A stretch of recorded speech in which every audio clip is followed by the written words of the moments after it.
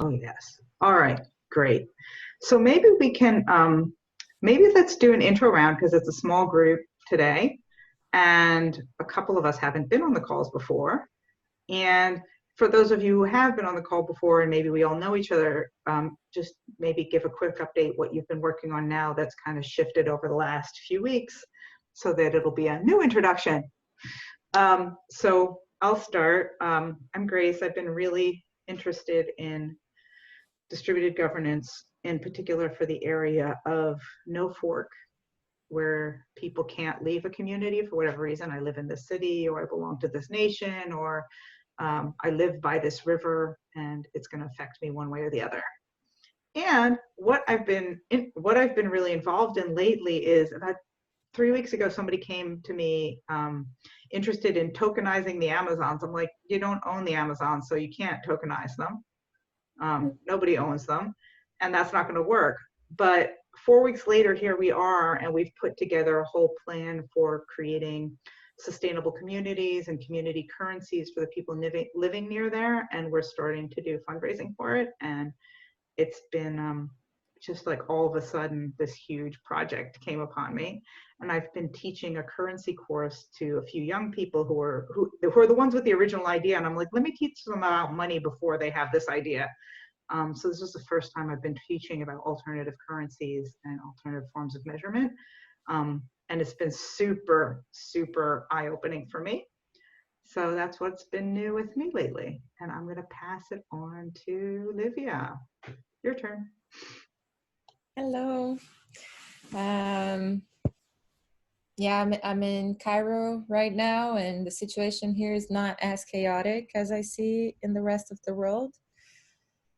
And what I've been doing lately, not much in terms of diving into new projects, but I was deepening my involvement in gift circle, a community of women, that it's a collaborative economy group, and that has been giving me a lot of insights about governance. So that's me lately. Now pass to Lauren. Hey everybody, so I'm into collective intelligence, and I'm organizing a new round based on COVID-19 mainly, and some other things. And Grace, I just wanted to know, do you know Rob Dillette? Okay, I think I should introduce you. He's connected with the Amazon stuff.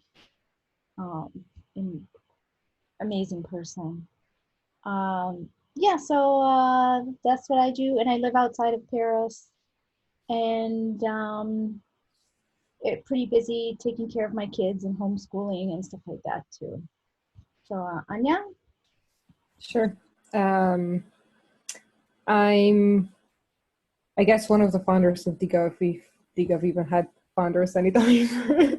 2 years ago, we kind of started this whole thing. Otherwise, I'm a lawyer, and right now we are diving or creating this collaboration among lawyers and system thinkers and policy campaigners and who not, in order to create like a huge database of COVID-19 measures, because countries are accepting weird shit. So that's what we are up to. And I'll give the words to Bill. Hey, like I said, I'm from North Carolina, or based in North Carolina now. Former corporate lawyer, and before that had worked in politics. For the past couple of years, I've run a company called Peeps Democracy, and we've been building kind of decentralized politics technology, and just launched a DAO platform focused on kind of political organizations, nonprofit organizations, and decentralized social movements. So very interested in how DAO governance and decentralized governance works and the different models there. And spend a lot of time thinking about that when I'm not. Also, we've got a new baby, so he takes up the rest of my time. Bill, where are you in North Carolina? I'm in a small town called Hillsborough, but kind of right outside of Durham, where Duke is. I know Hillsborough. Yeah, I went to Oh, school. cool. Yeah, yeah. I went to law school down here, so Okay. we ended up leaving New York in the fall to move back.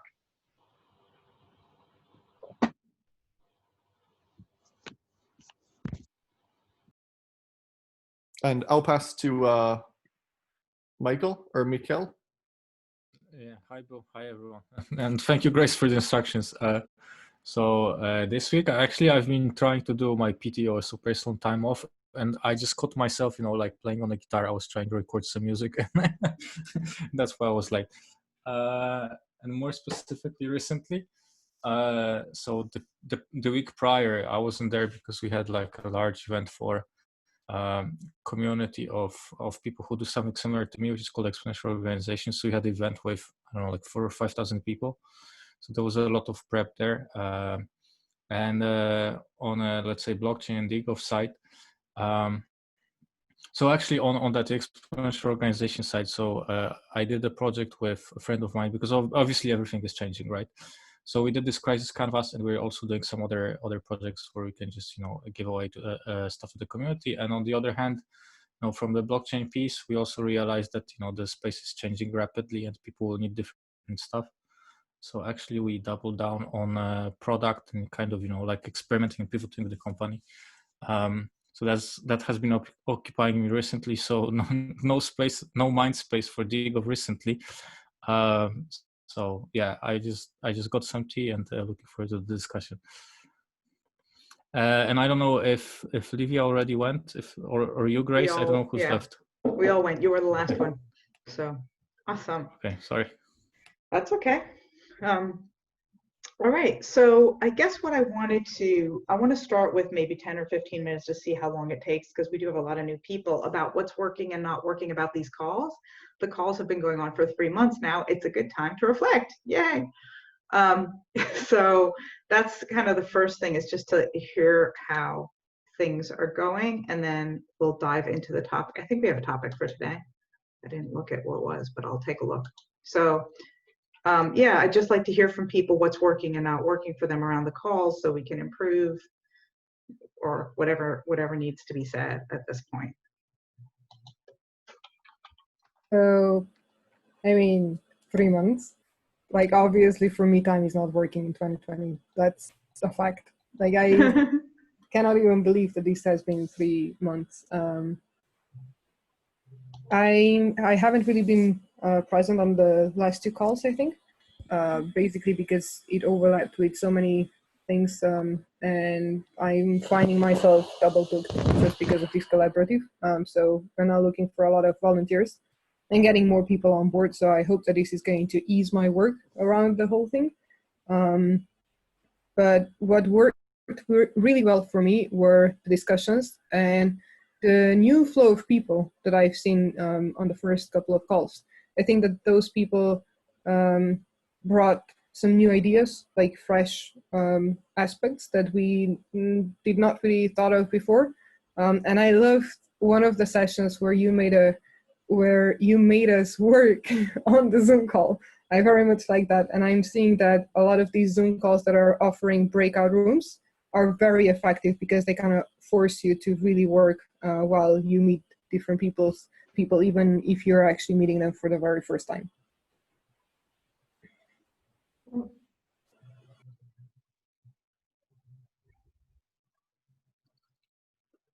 Anyone else?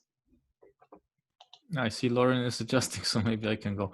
I've been also missing calls, but I tried not to miss 2 calls in a row. So yeah, it passed really fast, and I can imagine that it's been 12 weeks. What's been working really well for me is just like this combination of discussions, and I think I mentioned that a few times already. So I normally enter the call and we have a topic, and then like I have a blank space in my mind. It's like, okay, so what is it about? And then eventually, as we talk, there are some ideas bubbling and new insights coming together. So I think that's great. What could work better? I mean, honestly, I like those free-flowing discussions, but I can somehow relate to Anya that it would be nice to have some kind of tangible output or outcome. So maybe those working sessions would be great. And also, since we have so much brain power, maybe it would be also nice to share some of those insights in a broader way. I know that, Grace, you're reposting all those things into DGov, but maybe just, like some nuggets here and there would be great. Okay. And I Lauren, can pass it to Lauren. Oh, okay. I love these calls. The only thing I would change is just probably more breakout rooms, just so I can get to know people a little bit more personally, because sometimes it's hard to talk, when there are like, 10 people on the call. So it'd just be kind of nice for it to be more personal. okay, cool. And maybe we could, it might be possible to do like a few little projects to have an output that's kind of like we can have different little outputs that we make that different people can work on. Cool. Awesome. I won't ask Livy and Bill because this is your first time here. So I won't ask unless you want to say something. But I do think that the calls have really high quality people. I really appreciate that. And they're always like surprise people like Livia or Ruth that just like show up, and it's pretty amazing. yeah. So I love that. So for me as the organizer, what's really been working, like you said, it's the quality of the people that show up are amazing. Like I'm very, and the new people, so I totally agree about that. And the topics, what's been really tough for me is just organizing this myself. When I, like this week, I don't have time to do anything because I'm trying to save the Amazons, and I just have to put everything aside, and then it doesn't get publicized, and then the emails don't go out, and then it's just kind of me alone. So that doesn't work really great for me. And yeah, and I have all kinds of like, okay, like as you said, you like the breakouts. All right, I'm going to do a little exercise today so that we can do that. But yeah, that like again, that falls on me. So it falls on me the recording. It falls on me putting the stuff up. It falls on me tweeting it out. So it would be like really helpful if even anybody would just help me with just tweeting it out, reminders on the different channels and stuff like that. That would make a huge difference, even though it's just a tiny thing.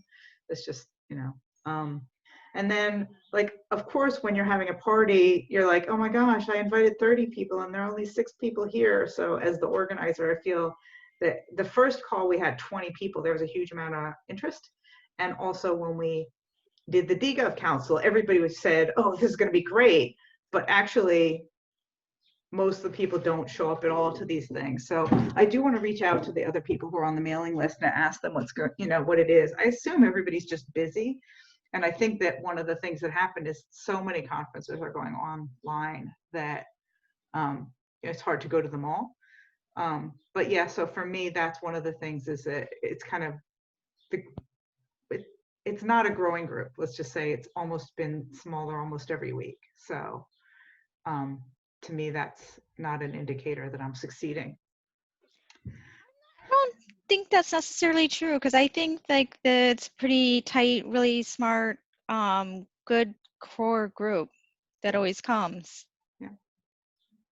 I think that's the most important thing, not like the grand number of people who come. But I have a big ego.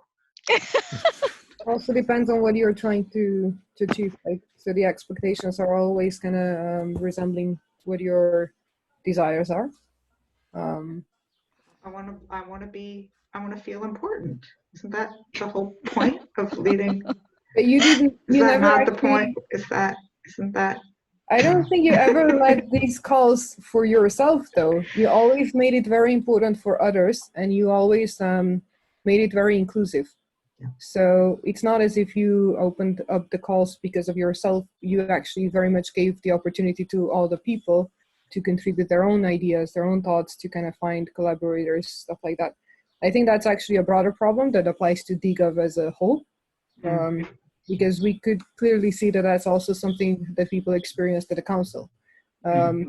Usually people would be asking us, like, what's the whole point of DGov, what it is that you do? And basically we bring people together and then wait for them to actually do something together. That's great. It's not really a lot about just the DGov, it's actually about the collaboration that happens. It's almost like Bitcoin. It's not one asset on one side and the other side, but it's about the transaction that happens. So yeah, there's a lot of analogies that we can drive from that. I have Yeah. two questions. Mm. Amazon issues. By the way, I thought like Amazon, like the Amazon company, but then I thought like Amazon, like the forest. No, Grace, thanks for sharing. I can fully understand. And the question here is, you said you don't feel like you're succeeding. So the question is, what would be the criteria for success, or how success would look like, or originally, and now that we're 3 months in. And another thing is, what I'm really curious about is that we have Bill and Livia, who are supposedly in the first call ever. It's like, why did they join after 12 weeks where participation is dropping off and they are here? So it's like, like, what brought you here? So those are the two questions. I don't know. Yeah. So for me, I think it is about growing the community and getting more perspectives. And I think that both, what we said about like having new people every time, totally, it opens up the conversation more and more. So that's definitely a measure of success that we're making. It doesn't show up as quantity, it shows up as quality. And I also want this to become, for DGov to become more of a community where we have a multitude of people we can rely on and that we know from one another. For me, when I look at this year, 2020, for DGov in general, or it doesn't, I mean, DGov isn't a thing, right? It's a bunch of people who come together. I see that there's a group of people in this world, and it's not an enormous group, who have really breakthrough ideas about what governance of the future is going to look like. And I want us to be building things together rather than all of us to be working on other projects, separate projects. And I want us to be strong resources for one another. So for me, the goal is at the end of this year to have several projects that are actually running as an outcome of the connections that we make in these things and as an outcome of the talent that we have in this group. So I guess that if I were really to be, so for me, that when we have a larger group of people, it gives each other more of a pool. Like Livia said, oh, I'm interested in the Amazon. And I'm like, oh, yay, right? Like that's the kind of outcome that I want to see happening, is people continuing to work together and finding the people that they want to find through the organization. So I think that that's what I'm looking at as success. And in that context, it's really good that we have people coming in and out, but a missing for me would be having more people more consistently. So that would be. Thanks, Grace. So let me ask a follow-up question. Imagine that there are 70 people showing up to every single call. Would that be success? Would that be manageable? It wouldn't be manageable, but at 70, I would say, okay, I need 2 other moderators. Please pick a different time during the day, and we'll have 3 calls on Wednesday, and then there'll be 3 groups. Like that would be wonderful. And then people could switch from group to group different times of the day or something like that. So yeah, I would consider that to be amazing. And then we might even say, okay, this is like, for example, this week is identity versus anonymity. And some people, one of those groups might say, we're all focusing on identity versus anonymity, but one would be on DeFi and one would be on environment and one would be on community. Sorry. Bless you. I've been having seasonal allergies for like 6 weeks, and it's like every day I think I have corona. It's just like so funny, but it's just seasonal allergies.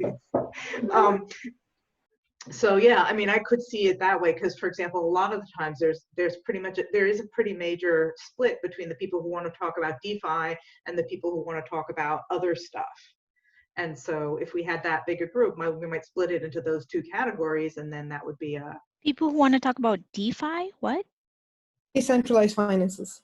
Oh, okay. Yeah, so like the DAOs that are mostly, a lot of the DAOs today are mostly about how do we split our budget.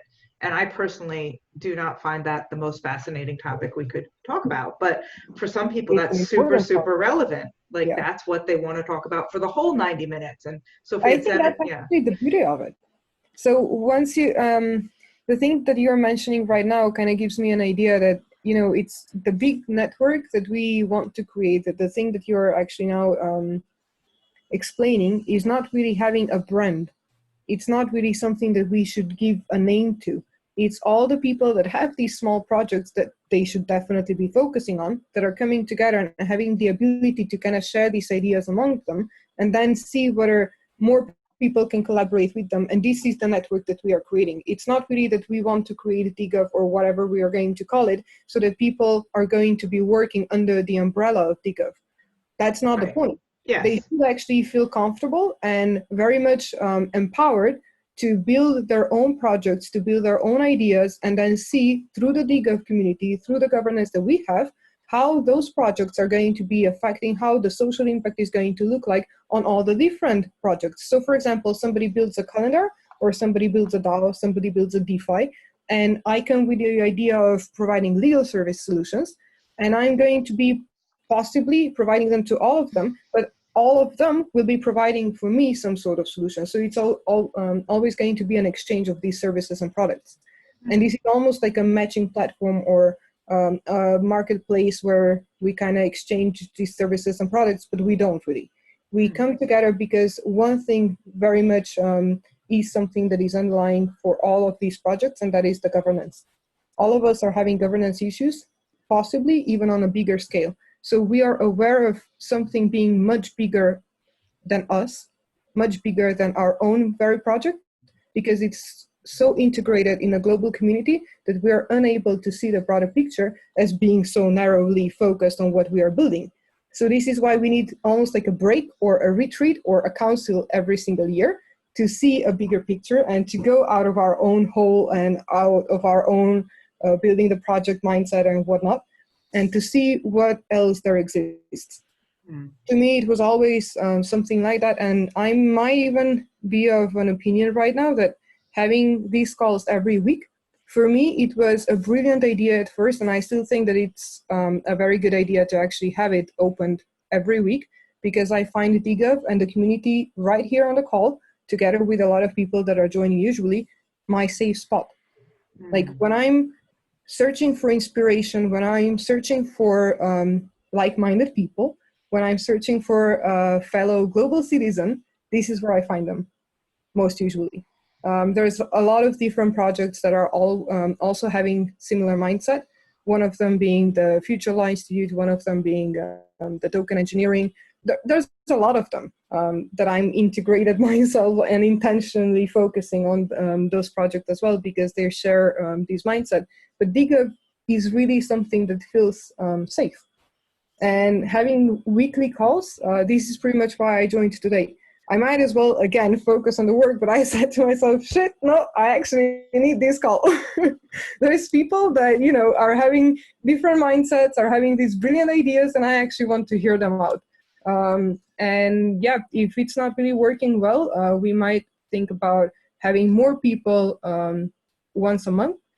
That works much better in terms of having the marketing campaign done. For 3 months, if one of the KPIs, for example, was to bring more and more people to the calls, that would demand us to have a very focused narrative that we push forward through Twitter, through other social medias that we have, right? So that's all possible, but you do need to have access, and you do need to have some assistance when it comes to how the emails are being pushed out, how the Twitter looks like. That would demand that somebody actually focus on that every single week. Otherwise, people see it once and they forget about it. So. Interesting. I like the idea of having like the weekly calls, but like once a month, having it be the big one and saying, you know, what the first one of the month is that's when we have a bigger discussion or whatever, meta discussion. Cool. So I want to hear the answer to the second question, which was Livia and Bill. What did you come for, and you know, what are you looking to serve by being here?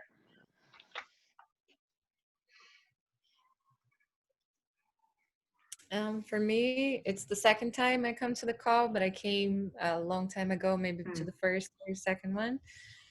And I've been very disconnected. I was feeling very burned out after I left my previous job, and I gave a big space of not thinking of anything technical. So now I'm catching up again, and I was very curious to see where everyone is at and putting myself available to contribute however I can. Yep, and for me, I've intended to join for the last several weeks and just ended up with conflicts or crazy things pulling me away. Certainly this time slot as it's evolved to be a little bit later in the morning Eastern Standard Time has helped. But I came to the group and originally joined because I think most of the DAO people and other discussions and groups I'm involved with are very focused kind of on the DeFi applications of DAOs, which is interesting to me, but wanted to be in a group with people who were thinking a little bit broader about decentralized governance and connect with people and hopefully, happen upon ideas and discussions that were inspiring and pushing me to get outside the box and think about new ways to use DAOs and also new ideas around decentralized governance and what's working for people, what's not working for people. All right, cool. So that was really helpful for me as the organizer to kind of get a perspective of that. And Lauren, you wanted to say something? Yeah, I just thought it might be interesting to kind of take turns getting together and pitching or other people's projects, like taking a look at people's project and helping them pitch it. I think that would be super helpful. Let's do that next week, because next week we're kind of at a loss for a topic because that particular topic wasn't working. Like our last thing of the month was about like every month we're like, what should we be governing? And that would be perfect for next week. So let's do that for next week. That sounds like a fabulous idea. Pitch other people's topic. I love it. So this week we were going to talk about anonymity. You muted yourself.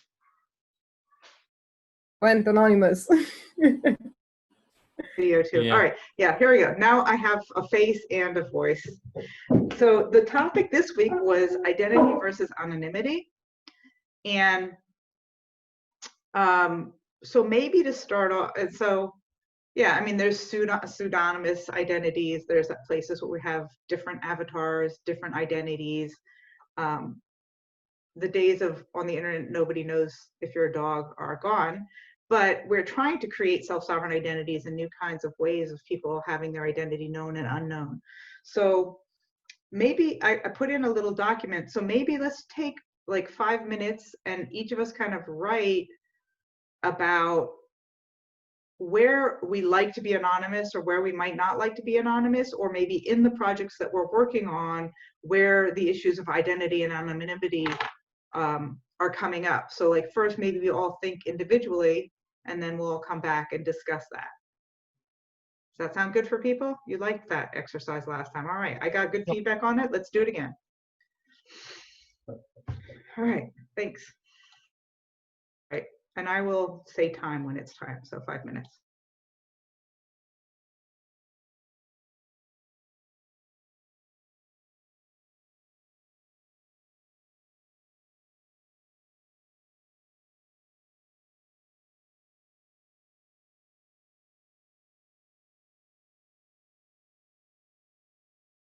So one more time, where do we like anonymity and where we don't like? Yeah, like in our lives, like I really want people to know, for example, my reputation and my background, but I don't want them to know how much money is in my bank account. Yeah, we all have those things. Or when I participate in my community, I want people to know, I want to know who the experts are. I might not need to know what their name is, but I want to know that when I'm reading a post from somebody, that it's actually an expert. So like where identity and anonymity are either things that we want to know about other people or things that we do or don't want to be known about ourselves. And again, with this, for example, for this, my Amazon project, okay, wow, I have to think about the anonymity needs of Indigenous people. Like that's kind of a weird thing. So yeah. So either in your life or in your projects where these issues of anonymity and identity come across.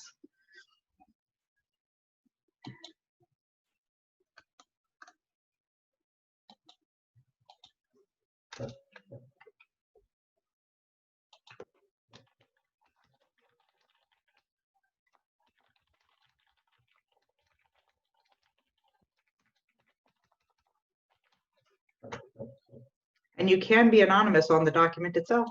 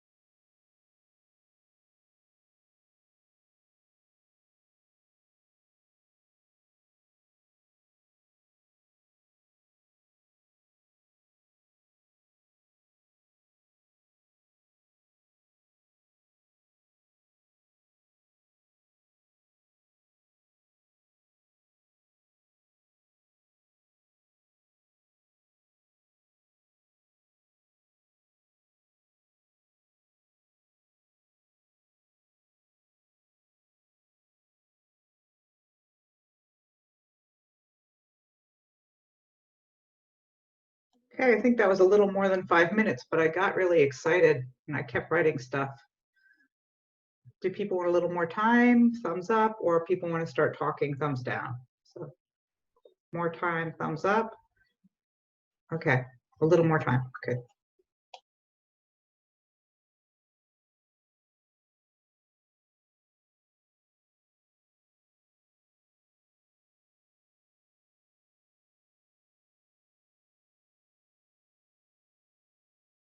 hey, Sid.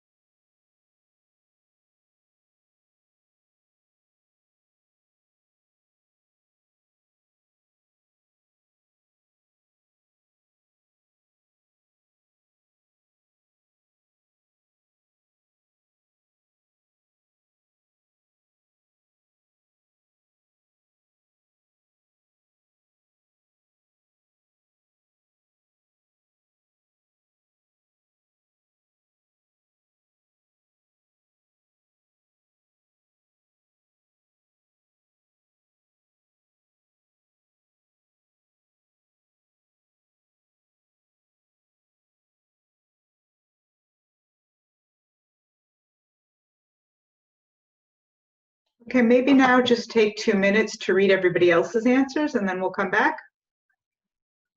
Okay, so 2 minutes, read everybody else's answers, finish up your answers, and then we'll come back.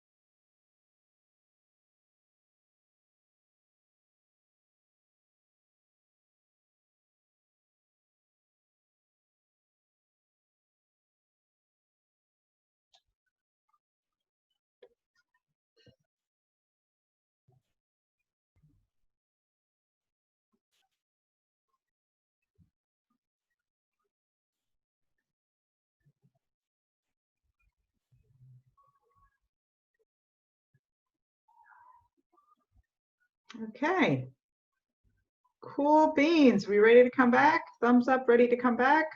Yep. I don't see enough thumbs ups as yet. When I see a few more thumbs ups, it will come back. That's 3 thumbs up out of 7.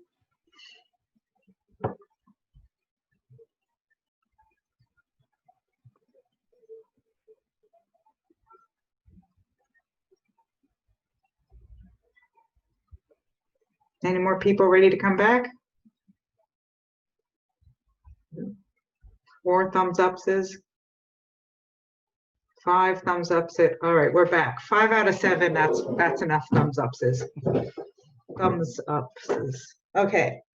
All right. So now we know that Bill Warren is not his real name based on his answers there.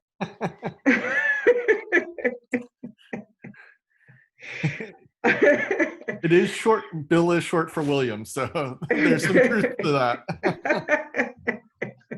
it does get confusing. Like if everybody kept going Joe and you didn't, you would have to remember what you were calling yourself in the room. So yeah, you have to at least have some reality to it. Yeah. I went on a date once with a guy to Starbucks, and when they asked his name and when they write down the name, he gave some completely unpronounceable name intentionally. We didn't go on a second date. I thought that was pretty obnoxious. Like I do the opposite. I actually give my daughter's name because it's easier to spell than my name. I mean, now it's not, but I had a harder name before. So yeah. Making it hard on the baristas, that was a deal breaker for me. So anybody, what's coming up for people? What's showing up for you? How is this relevant to what you're working on? Go.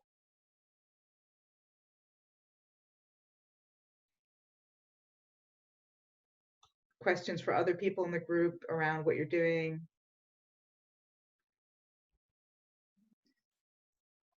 So I can yeah, go ahead. jump in. Yeah, go.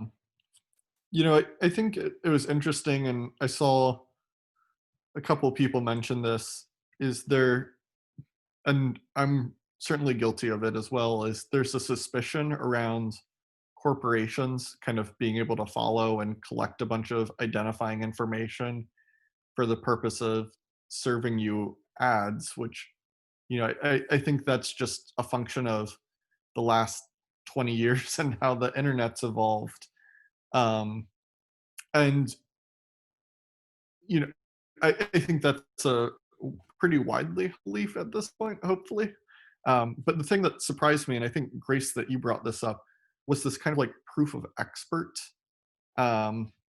which is also something that I would love to see, and especially for peeps, kind of like proof of activism is something that, I would love to figure out how to do well, because there are a bunch of contexts now where people are collaborating online, and I'm in a bunch of Telegram groups where people really have handles that are hard to track back to any sort of identity. So I don't know kind of when they're proposing stuff or doing things, if they're real people or if they have the expertise to do it. And I wish there were a way to know if somebody's got like some weird Telegram handle, that they actually are an expert when they say, I'm going to go out and program this bot, or give me, this ETH so that I can go buy groceries for a family in my community. That is a big problem, where how do you connect the pseudonymous to expertise or kind of proof of human? Wow, this is quite amazing. I just ran into the same problem because a couple of months ago, I renamed my Telegram into Sketchy as Fuck.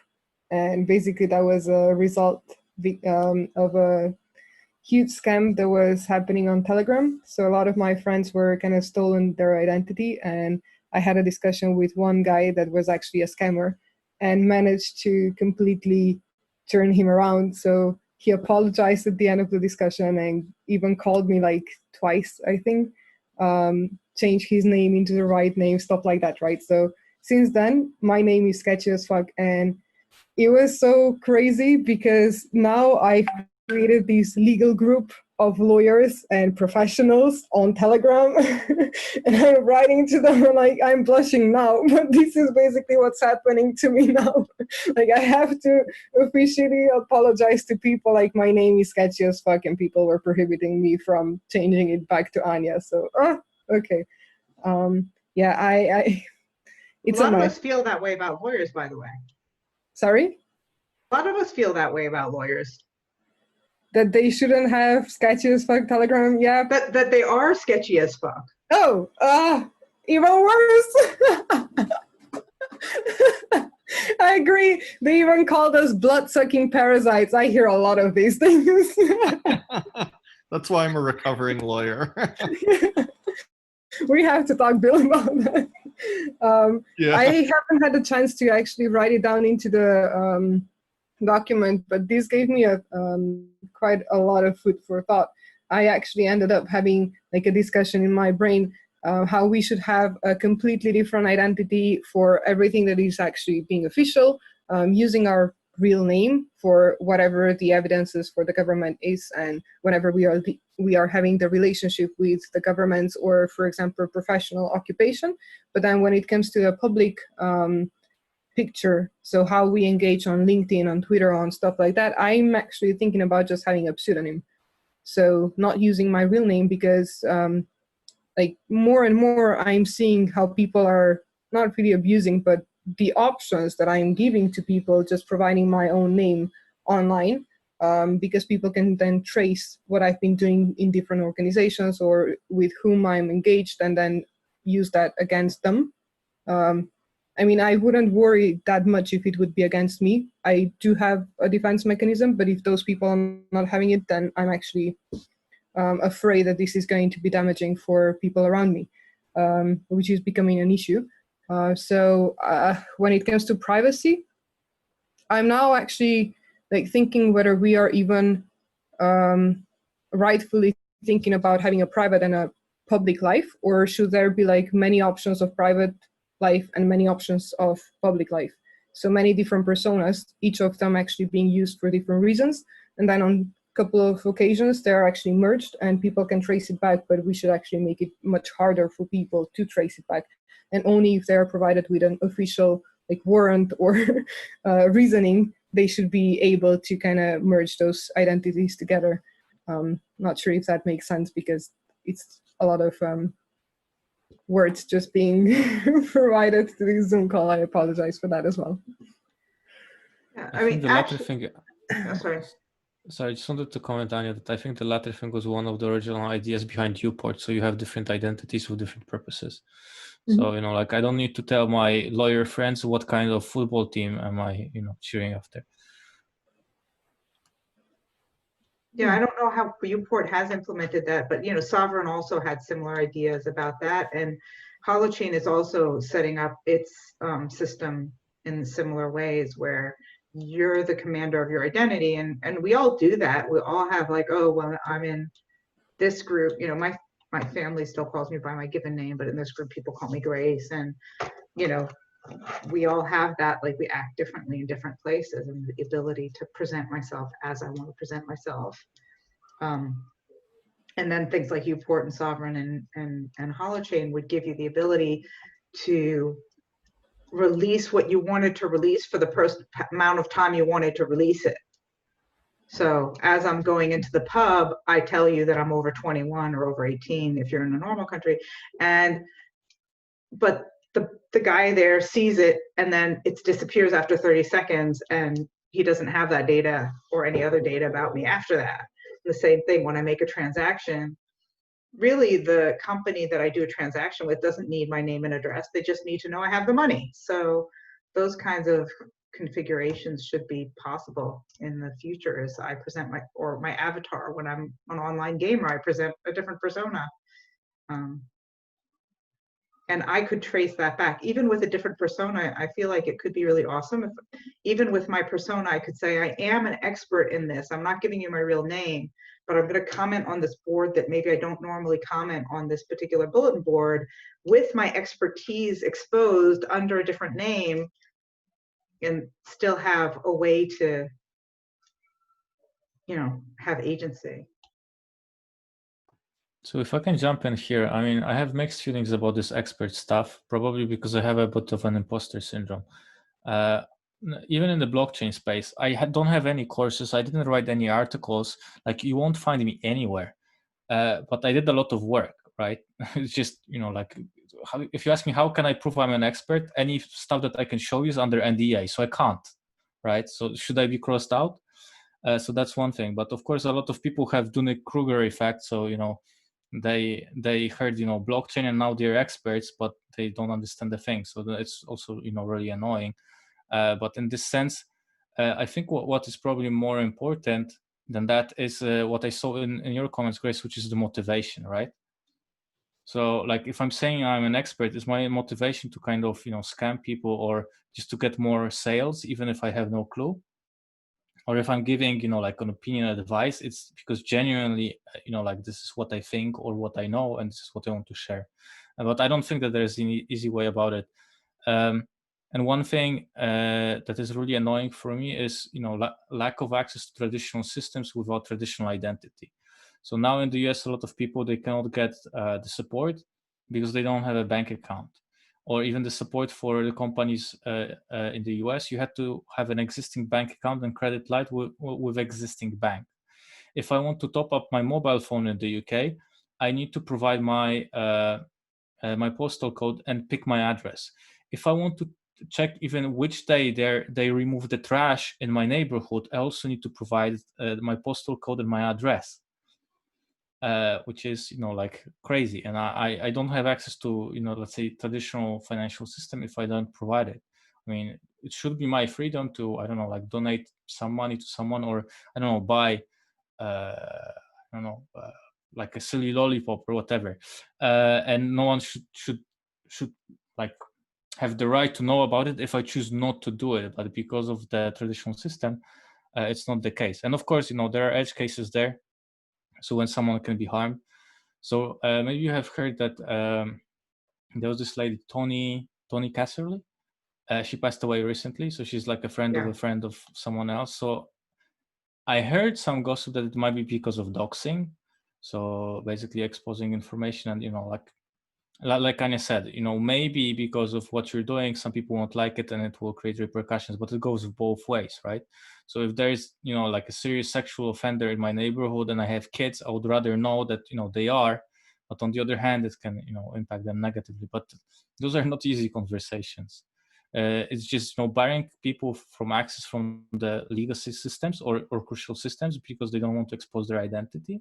I think, that's really annoying. I think it's interesting that most of the anonymity comes from a defense mechanism. It's not most of the times because I want to be anonymous, but because if I show my identity, then something will happen with me. So I was getting very confused on what would I like to be anonymous or what would I like to not be. Because based on my will would be one type of answer, but then based on the reality that I live in because of the external factors, that would be another answer.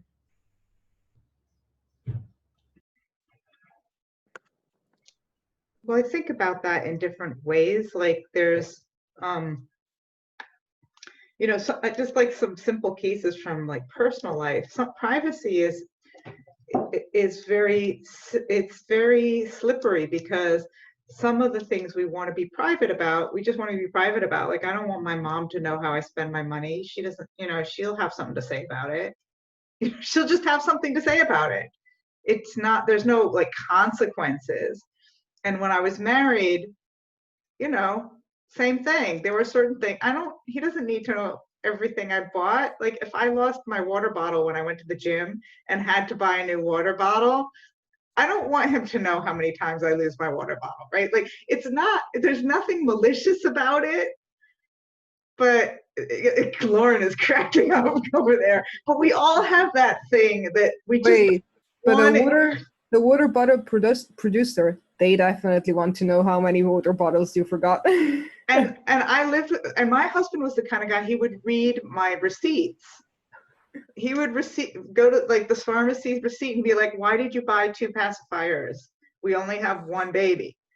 I'm like, I don't want to have that discussion again. So sometimes private, and it's the same thing about public, right?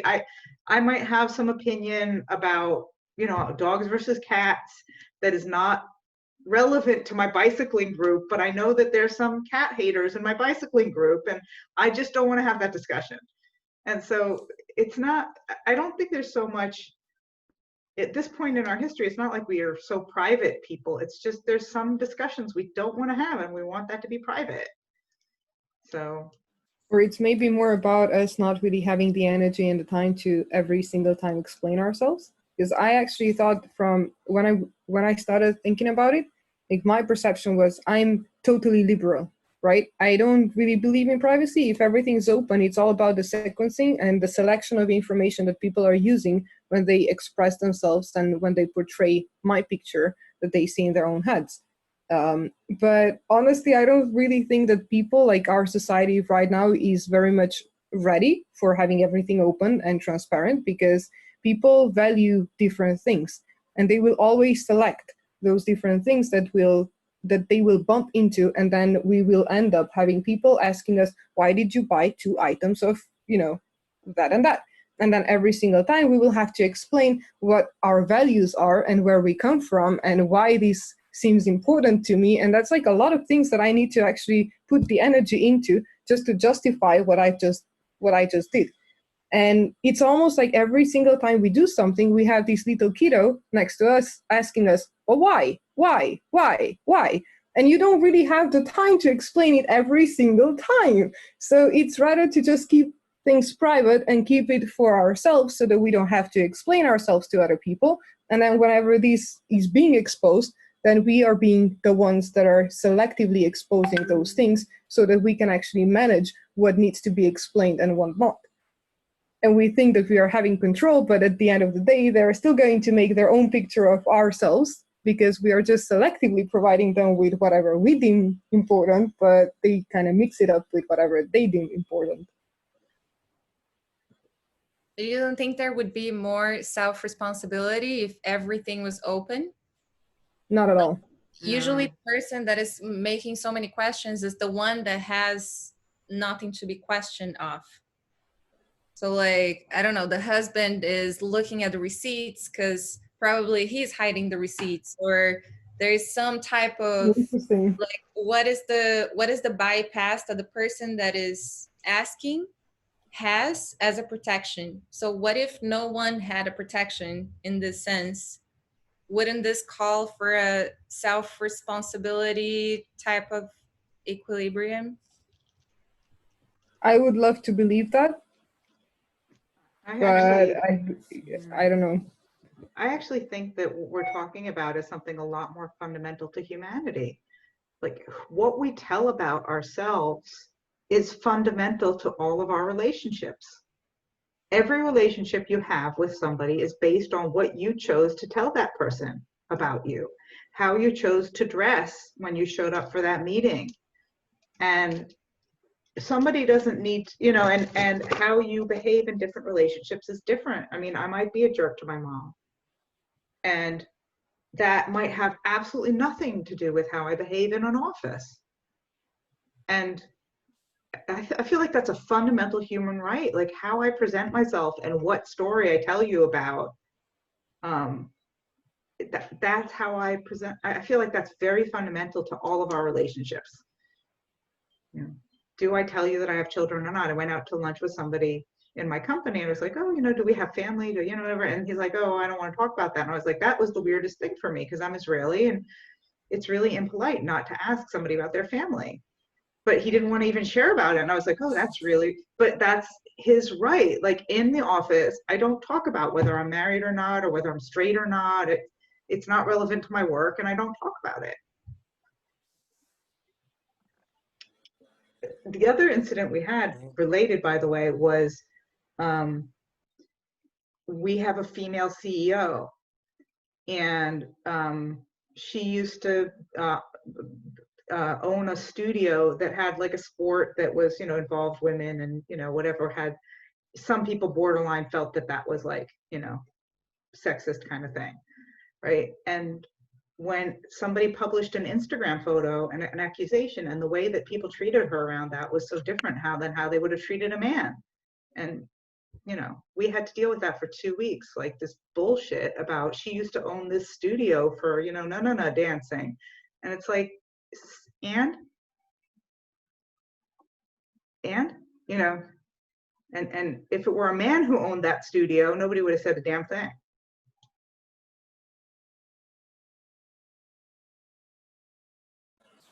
Guys, I really need to go. I apologize so much, but great to give me a call. Here. So, all right. Thanks, guys. Give me a call to discuss how we push the email out. Okay, cool. Yeah, we'll talk about that. Yeah, bye. I also need to drop, but I would like to hear at least one more person. We have Thomas. Oh, hi, Thomas. Hey, sorry for showing up so very late. cool. We're talking about identity versus anonymity, and two people just left and you joined. So, you know, like it's almost like a net same. So the topic is identity versus anonymity. So who else wanted to speak? I'd love to hear from Sid. Sid, you're like the expert in this. No, thanks. It's been great to tune in and listen to everyone. For me, it brought up two aspects. The first one is kind of related to what we've been building right now. So we've been building a reputation vault on Holochain. And one of the problems we've been running into is discoverability, right? Like because Holochain is so agent-centric and every little shard of data is doing whatever it's doing in its own little silo. Um, it's really hard to trace and track down people. And I think that's just fantastic because it's so much the exact opposite of the internet, right?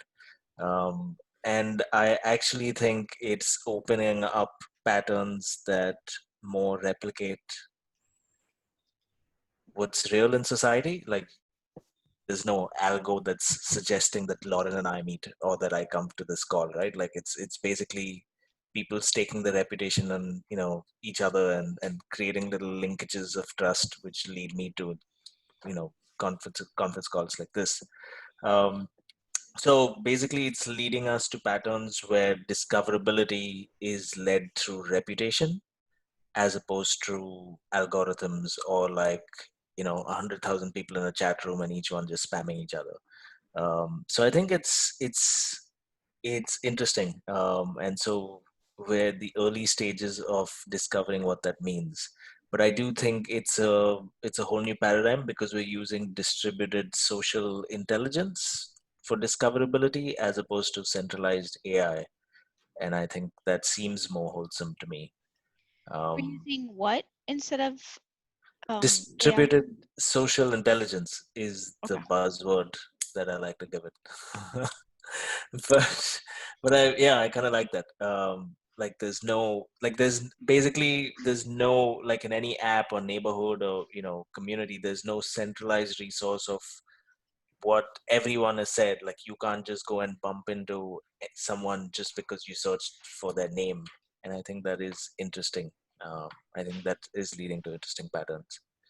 And I think it's a sharp move away from this. I think sometimes I feel like the internet is just an extension of this neoliberal dream, right? Like open borders, frictionless, bumping into everyone without context. And I think we're moving towards patterns which are far more contextual, that have guardrails, that have like almost these, interesting little silos of sorts. Not silos, I think yeah, contextual guardrails is what I like to call what we're creating. But yeah, that's what I'm thinking about. Thank you for sharing, and apologies. Now I will drop. so we do a swap in with Thomas. Take care, everyone. Bye. Could you say more about the reputation-based discovery? Yeah. There's a bunch of it up there out that we've got. There's some on our websites. If you go to sacred.capital, you can find some of it. But there's also a few documents I can share that's not public, and it's not public purely because it's not hashed out yet. Like it's not that it's confidential or anything. But what's beautiful about Holochain is that it's agent centric, and so I have these little shards of data of my data that I carry from app to app, right? And so it only makes sense for an app to allow me to carry my context with me. It's like if Grace invites me to a dinner party to home, I might show up and then I find Lauren and I say, oh my God, Lauren, like I know you from a call that we did a year ago. And that's how reality works. Like we carry our context and our relationships with us as we hop from community to community. And so I think that's an example of reputation-based discovery. So when I enter a new context, an app allows me to place at stake reputation and discover people based on my past interactions. And so let's say we're a community of I don't know, memers, I would probably like to see and discover people that I follow in other communities as well. And so that's what we call reputation-based discovery. And that's what the reputation vault does. So the reputation vault basically says, hey, you enter a new community, you have the option of placing these 5 reputations at stake, and that defines what you discover in this community. And I think Sounds that like this you is, also have the option to enter more anonymously and not link your persona here with your persona there. yeah, and that's obviously an option. Like you can actually say, Grace, I don't think my design skills or my meme creation skills are related to what I'm like with my parents. And so I don't want to link those. I don't want to place at stake. And that also affects what I discover. So in this community, I'll only discover people with design skills that are related to mine. I won't see people that have good relationships with their parents, so for whatever reason. But Or might so that's what personally we know your call, parents. yeah, that's what we call contextual staking. Right. But that's what we've kind of created, like this little staking protocol. So when you enter a community, you receive a proposal, like what do you want to place at stake, and then based on what you consent to, it defines your experience, basically. And I think this is really important in distributed environments because you need this social fabric which guides you, because if you don't have it, like there is no algo in the sky that's defining who you meet and how you meet. And so, yeah, I think in the long run, just creating these trust-based linkages which guide your experience. And to me, that is, it could be safer, but it also means like my safety is a result of what I'm placing at stake, and so I'm more responsible for what's coming my way. Because sometimes I just feel like it's shitty, right? Like you enter a Telegram chat room and it's just like you've exposed yourself to everything, and I think it's absurd that we do that. um, and I feel like I think, was it you, Livia? You mentioned like I think we end up seeking anonymity because we're trying to protect ourselves. I don't blame people who do that. So yeah, that's my thinking. Right. Yeah. I can share some links. I'll pop them into the chat. That'd be cool. Thank you. Yeah. I'm interested in what it means staking, like what you were saying about staking. Like, what does it mean to stake something in that context? Like, I know I don't like one person to talk so much, but this is super fascinating, and I'm Well, totally yeah, interested. Yeah. I thought I had something in my head, but as soon as you said that, I was envisioning something, but of course I have no idea if it's what I was thinking is what you guys do. Like if I enter a new context, I was assuming that I can just say, oh, I'll bring my technical team knowledge and all the relationships I've got from my technical stuff. I'll link my new persona over here in the knitting club back over to the technical group. So if there's any connection, you guys will see it, and then you'll know that, oh yeah, Thomas is this really technical guy who's taking up knitting. Or I could come into the knitting group and not link to that, and you don't know that I've got a technical background, and you're not going to hit me up with questions on how to configure your PC. We're just going to talk knitting, and I'm not encumbered by that past. But I made that up when you said that. I have no idea if that's how it works. And Sid, you're muted. A little bit, yeah, but maybe I can just share for a minute because and I can share some more links. But there's this concept with reputation: you can't spend it, but you can stake it, because that's what that's how reputation works, right? Like if you're a dentist, you can't spend your reputation on a brand of toothpaste. You stake your reputation, and so if the toothpaste is great and everyone thinks it's great, your reputation as a dentist rises as well. So there's this non-zero sumness to reputation, which is very cool. So what we've kind of designed is almost like this tension between someone who's creating an app or community and someone who's entering. So the creator, the founder of this community, has the option of asking people to place at stake specific reputations.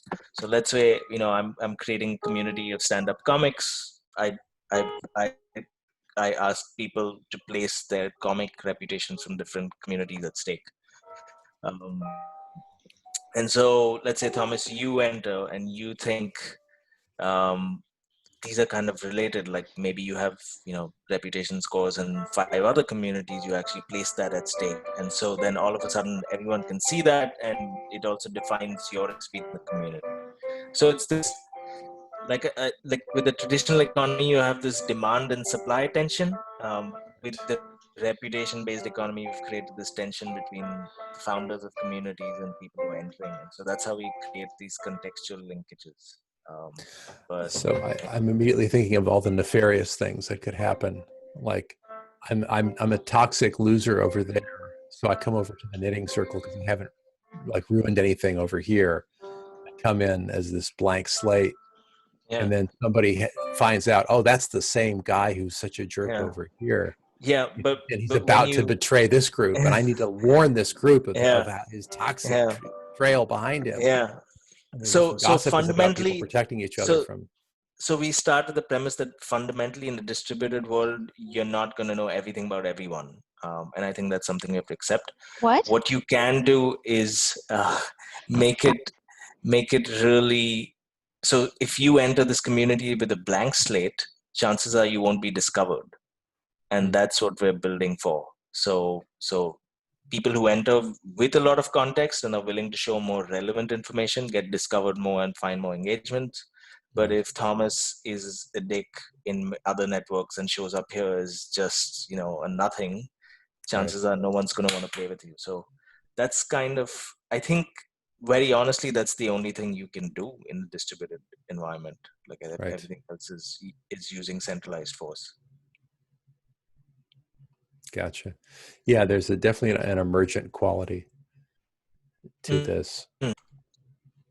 I think of a reputation, the unit of reputation seems to me like, when Sid and I have an interaction, I might tell the rest of the group, oh yeah, I had this interaction with Sid and here's my opinion of that interaction. And, Sid's great and he really challenged me and I really thought it was awesome that he was so challenging. And Sid might think, God, Thomas was such a jerk.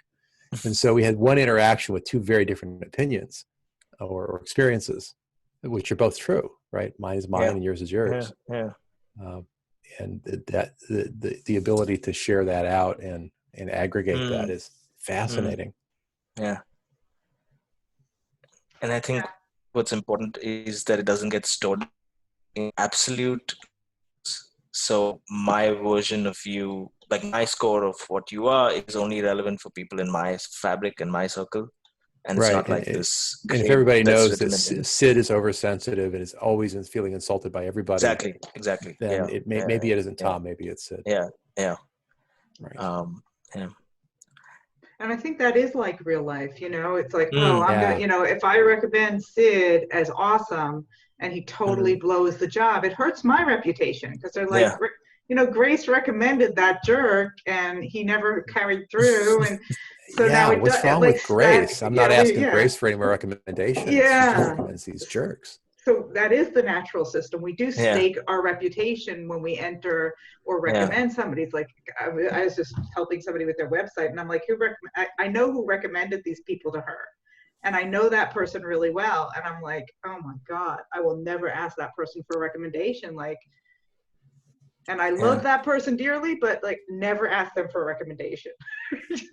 So what we've been saying is we've never had a formal economic language for that. Like we've created a formal economic language for the material economy, but we have a language for what you just mentioned, and which is why we've got this really lopsided, like heavy masculine economy on one side, but some of the more feminine aspects are just like still considered informal, right? And so I think I would articulate what we're trying to do is like create that formal economic language for it, and that's basically what we're thinking.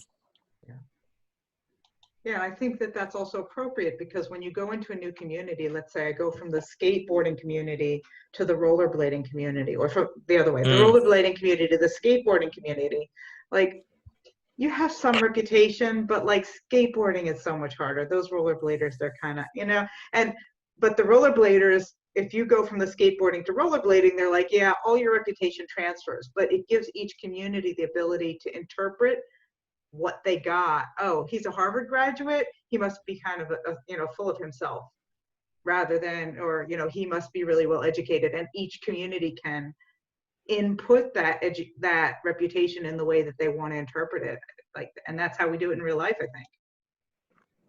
Yep, that's exactly it. And I think like creating a language for it, like you're letting people speak it and letting it land on people on the basis of their context.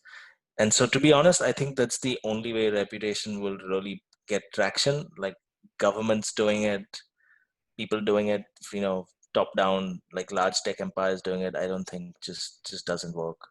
We've had a couple of very interesting conversations with Asian governments who are instituting social credit scores. And it's fascinating because I feel like some of that is just not picking up traction. And I think it's because honestly, if it's seen as like these scores that are logged in government ledgers, like everyone's going to be very wary of it, and no one's going to play with it and articulate reputation as per their context. Yeah. Hello, Martin. So Martin hi, was in the Martin. other call Sid. with me. Yeah. Welcome to identity versus Sorry. versus anonymity conversation. Yeah. Wow. This is so important. And sorry for Zoom bombing and being late. And thank you. And Sid, actually, I'm sad to have missed whatever introduction you just gave, because I've been looking at your stuff for a while on the web. It's kind of lurking, which is horrible, isn't it? In this context, lurkingly reading and not actually feeding back to you. But so my perspective on your, it's marvelous that this is kicked off, first of all. And when I was looking at this, my perspective was, well, actually, you just gave me a welcome and I just launched. So I'll stop launching and I'll go for it. Allow you to mediate. No, go. Okay. So, sorry, I'm fighting Zoom, and it's kind of a mixture of incompetence and low bandwidth and using Linux desktop. Can you hear that? Yeah, okay, thank you.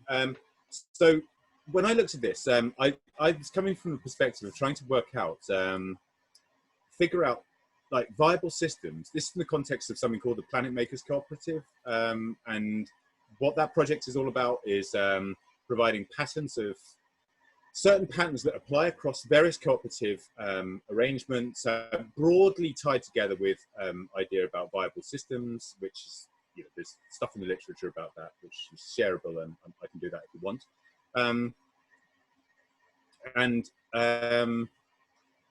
So one of the key aspects of that is about how you build recursive reputation and trust.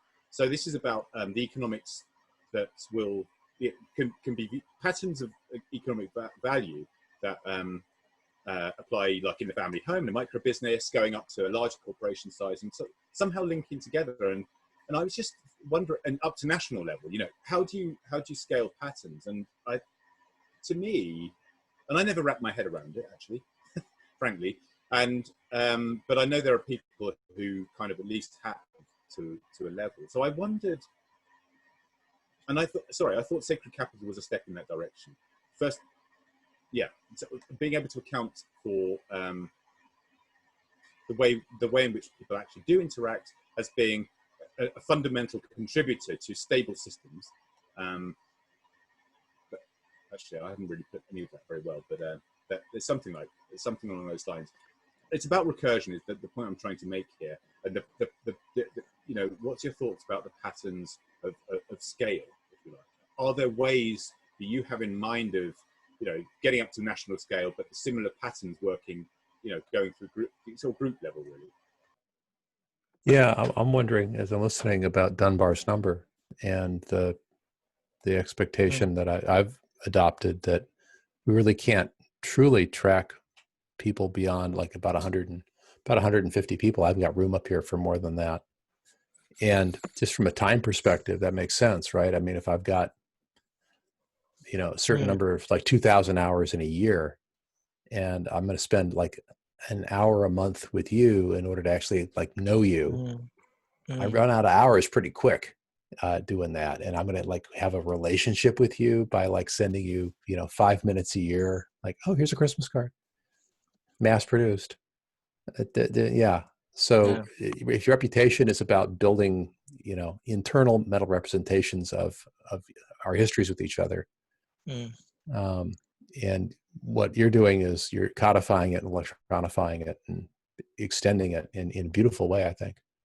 But until I get a chip in here that expands my, either I relate faster or I retain more, I think there's still a human limit of that one, roughly 150.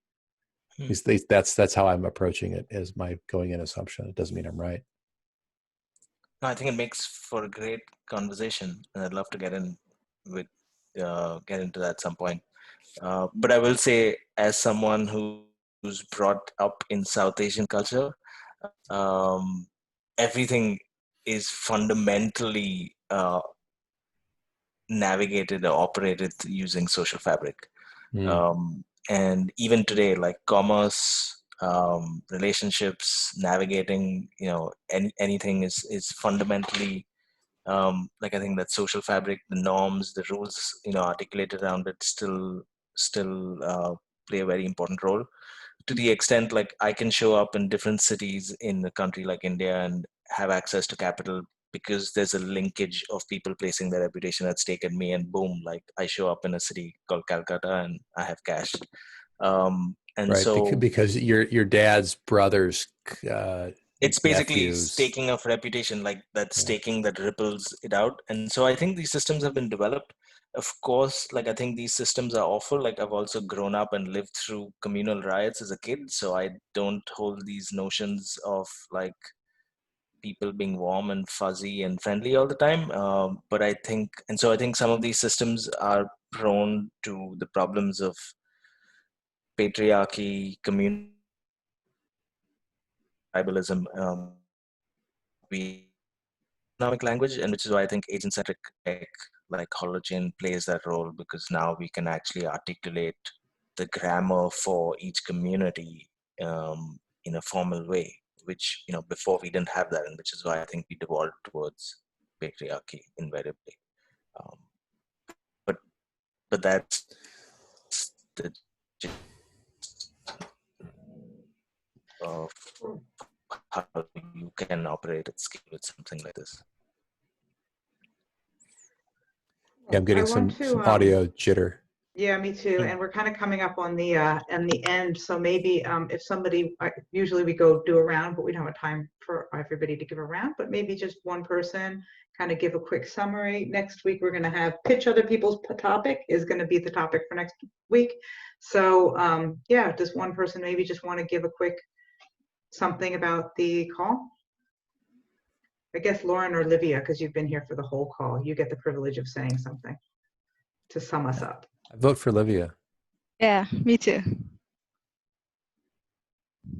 My connection is a bit unstable. Can you hear me fine? Yes. So we started the call sharing a bit about where we at. We went through what would be the best practices for future calls, taking in consideration there's 3 months that this has been happening already. So people gave a few suggestions. I'm sure they are in the notes somewhere. And then we jumped to fill the doc about our thoughts around anonymity and public and identity. And we had this amazing conversations with so many different perspectives, and it seems like a topic for many more calls. I think that was about it. Awesome. Thank you, everybody. And yeah, we'll be back next week as usual. I've been a little late in posting the videos. I have them, but I've just been really overwhelmed this week. So hopefully I'll get this up as well as last week's. So thanks again. Speak again soon. Yeah, cheers, everybody. Grace, All right, everyone. bye. Bye. Thank you.